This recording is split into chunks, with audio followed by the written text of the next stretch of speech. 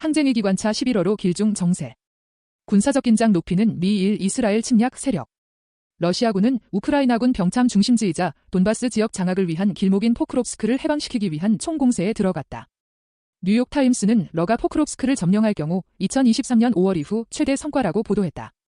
외신은 종전협정에서 러가 확실한 우위를 점하는 양상이라고 보고 있다.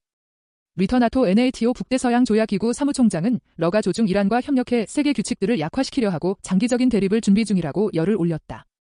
러 외무부는 국제법을 준수하고 있다고 일축했다.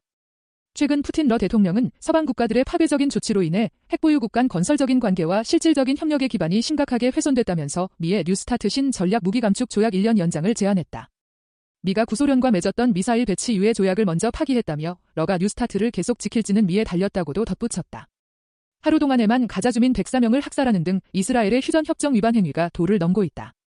팔레스타인 정부 인사들은 시오니스트 정권이 팔레스타인 수감자들을 상대로 고문 의료방치 생필품 박탈 집단처벌 점진적 학살 등 범죄 행위를 자행하고 있다고 고발했다. 11월 2일 팔레스타인 저항단체들은 벨푸어 선언 108주년 공동성명에서 지속적인 이스라엘 정권 범죄 은폐, 무기 지원을 통한 서방의 팔레스타인인 학살 공모를 규탄했다.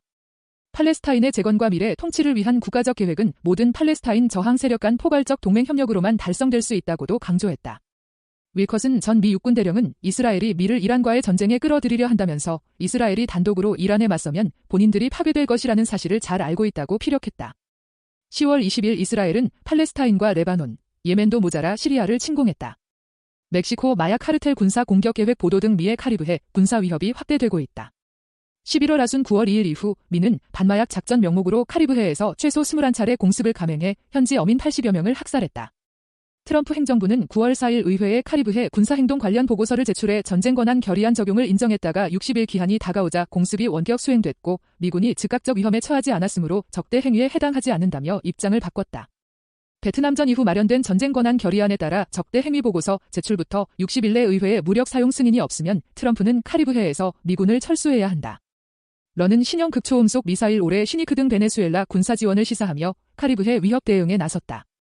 마두로 베네수엘라 대통령은 베네수엘라 전역의 전략 거점에 러 방공 시스템 5,000대 이상을 배치했다고 발표했다. 베네수엘라 통일사회당 PSUV는 비무장투쟁에서 무장투쟁으로의 전환 등 제국주의 위협으로부터 조국을 지키기 위한 마두로의 통합 제안을 만장일치로 승인했다. 자민당 다카이치 신임 1총리가 전쟁 무력 사용 포기를 선언한 헌법 구조 개정을 위한 개헌 찬반을 묻는 국민 투표 실시를 예고했다. 다카이치는 헌법 구조의 자위대 존재를 명기해 자위대의 합헌성을 확보하려 한다.